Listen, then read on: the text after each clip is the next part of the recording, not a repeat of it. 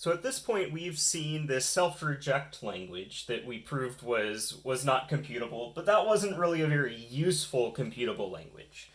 So we might not, after seeing that, be convinced that we even care about non-computability. So what we're going to do next is we're going to talk about another language that could potentially be useful in some applications, and we're going to show that this one is not going to be computable either. So the idea here is that we want to have some sort of language that might be really nice if we could compute, but tragically we're not going to be able to. So this language that we're going to be talking about first is going to be this accepts language. So the accepts language is basically going to be the language of all of the machine description and input pairs, such that the described machine is going to accept the given input string. So basically, this is telling us if I hand you a Turing machine and an input, how is that Turing machine going to behave on that input? So just as a reminder, we say that a Turing machine will accept some input string if the return value for that machine running with that string as input happens to be a 1. So if when you take a machine, run it with a given input, and you get a 1 as the output, then that means that that string is accepted by the Turing machine. And this accepts language, which we're going to abbreviate with A sub tm, so ATM, is going to be the set of all string, all WX pairs, where W is going to be a string representing a machine, and X is going to be an input to put on that represented machine. So all of the set of all WX pairs, such that the machine described by W accepts the string X when received as input. Another way to think about this is we could think about it as a function, where this ATM function is going to receive two inputs. It's going to receive a string W to represent a machine, and a string X to be an input for that machine, and the value of this function ATM of WX is going to be the result of taking the machine described by W and applying that machine to X. So whatever that machine is going to give as a result should be what this ATM function gives as a result as well. Now, something to pay attention to, we haven't really talked about how exactly we give two inputs to a Turing machine just yet. Right now, so far, we've only talked about inputs being strings. There's a couple of ways that you can have a Turing machine take in two inputs. Probably the easiest way is if I have two input strings W and X that I want to give as input, then maybe what I'm going to do is I'm going to have this string W that's going to be on my machine, and then since my tape alphabet is allowed to be different from my input alphabet, maybe I could have some sort of special character that I'm not otherwise going to see, so maybe like a hashtag and following the W, and then after that I might have X. So what this is saying now is that I have one string as input that I know to break apart where the hashtag is into two pieces to use those two pieces. So now the first thing that we might want to ask, so if all we're trying to do is answer this question of what does the machine that W describes do with input X? That sounds an awful lot like what a universal Turing machine does. So we just talked about how we could implement universal Turing machines that simulate the behavior of other Turing machines. So this kind of begs this question of does something like this compute accepts, where we have a universal Turing machine and we have the W part of our input and the X part of our input, we hand those to the universal Turing machine and then just return the result. So take a moment, pause here, and consider, does this compute this accepts language? And if not, what goes wrong? So basically, the issue that we have here is that a universal Turing machine is going to just follow the instructions step by step of the machine that W describes. So whatever the machine W describes is going to, however it's going to behave, the universal Turing machine is going to mimic that behavior because it's simulating a machine. So accepts is telling us what the machine does at the very end, whether it accepts or not. It doesn't necessarily require simulation to compute, but this universal Turing machine, the way that it goes about operating is through simulation. And the problem is that it's possible for us, when we define this Turing machine that W describes, it's possible that that machine is going to run forever on that input X, that it gets through some sort of cycle of states that's going to be sort of inescapable. It's not ever going to be able to get to some halt transition in that machine. When that's the case, we actually never get an output from this universal Turing machine. So this universal Turing machine might sometimes work, so whenever the machine W describes does halt for that input X, it's going to give us the right answer for accepts. But in those situations where the machine W describes is going to run forever for input X, we're not going to get an answer at all. So in order to properly compute accepts, we need to make sure that for every machine input pair, for every WX pair that we see, every single time we're going to get the right answer, regardless of how that machine would behave on that X. We want to know whether it's going to accept. So now, the fact that this particular approach doesn't work is not sufficient for us to show that there is no approach that works. It just says a universal Turing machine ain't going to do it. So in order to be really, really convincing that it's absolutely impossible for us to compute accepts, we're going to need to come up with some other proof of impossibility. So what we're going to do is we're going to do a proof by contradiction similar to what we saw before. So this proof by contradiction we're going to do is going to be similar to what we saw with self-reject in the sense that, first of all, we're going to assume the existence of a machine towards reaching a contradiction. And we're going to end up with some sort of paradox. The difference that you're going to see here is that we're not going to directly show that accepts is impossible to do. We're going to show that if, hypothetically, we could compute accepts, then we're going to build some other machine that provides a contradiction. Okay, so let's work through this proof. To begin with, what we're going to do is we're going to, as we do with any proof by contradiction, we're going to assume, for sake of reaching a contradiction, so assume toward a contradiction, assume for sake of reaching a contradiction, that we have some machine, that we have a Turing machine,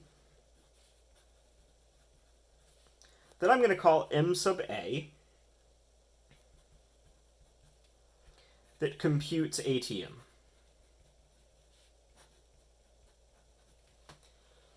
Alright, so we're trying to show that no Turing machine computes ATM, so what we're going to do is first assume toward a contradiction that is wrong, that there is a Turing machine that computes ATM. So if there is a Turing machine that computes ATM, then we can say that there is some string WA that represents M sub A. In other words, applying fancy M to WA gives this string M sub A, which computes ATM. So WA is a string representation of a Turing machine that computes this accepts language, that computes ATM. And what we're going to do is, if this M sub A exists, we're going to be able to define this other Turing machine, a new Turing machine, that is going to give us a paradox, essentially. So what we're going to do is we're going to use M sub A to define this Turing machine that I'm going to call D as follows. So what D is going to do is, if it receives some input string X, it's going to first simulate M sub A on X with X. So remember that ATM requires two inputs, a machine description input pair. So what this machine D is doing, it's only going to receive one string as input, but what it's going to do first with that one string that it receives is it's going to simulate M sub A, where D's input string serves as both roles as M's input string. So basically, we're going to simulate the string x. We're going to give the string x as if it was the description of a Turing machine, and we're going to give the string x to be run on the machine that x describes. And we're going to give both of those to this m sub a that we assume, towards a contradiction, computed ATM.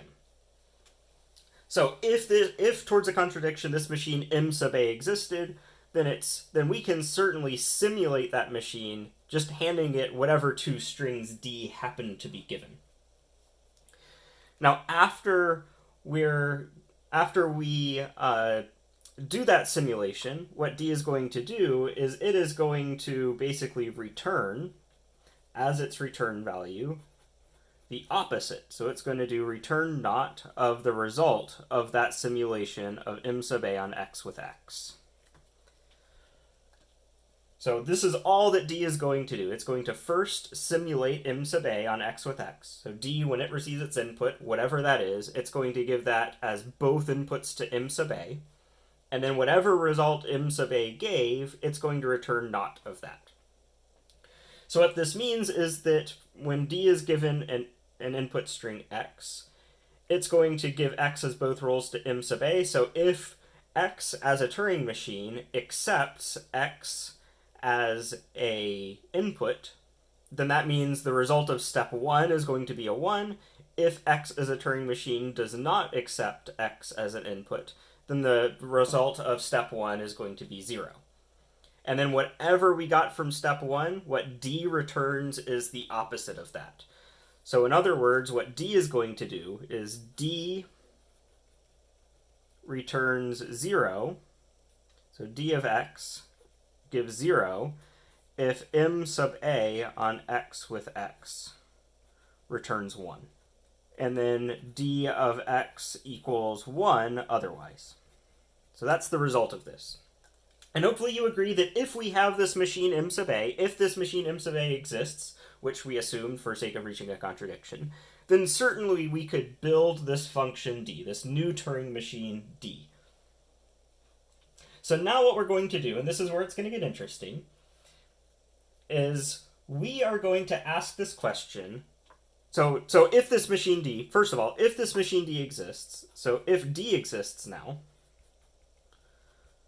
which hopefully we agree it definitely does, provided m sub a does. So if d exists, we can find some string w sub d such that fancy m of w sub d is equal to d. So if d exists, if the Turing machine d exists, we can consider some w sub d, which is a string that represents that machine d. So now what we're going to do, this is going to be where we find our contradiction. We're going to say, what is d applied to wd? So what happens when we apply d to its own description? So let's consider what happens. So when we take d and we apply it to wd, so when we do d applied to w sub d, what's going to happen is first, so we want to find the not of m sub a of wd with wd. So that's our definition of d, is that it's eventually going to return the not of m sub a with wd and wd. So let's consider two cases here that could come out of this. So we have two cases here. So let's say that m sub a of w sub d with w sub d equals 1. So this is case 1, is that m sub a on wd returns 1. In this case, we know that it must be that d applied to wd does the opposite of that. So d of wd must equal 0. But then, if that's the case, if d applied to wd gives us 0, then m sub a applied to wd with wd must have also been 0. So m sub a must have been wrong. So it can't be that m sub a equals 1, because that gives us a contradiction. So let's try m sub a on wd with wd equals 0. If that's the case, then d applied to wd must give the opposite, but then m sub a on wd with wd must have been equal to 1. So again, m sub a must have given the wrong answer. So we get another contradiction. So m sub a can't return 1, and it can't return 0. So everything up until here has looked just fine. If we assumed that m sub a existed, then we could easily build this function d, and if we could build this Turing machine d, and if we could build this Turing machine d, then we can find this string wd that represents it.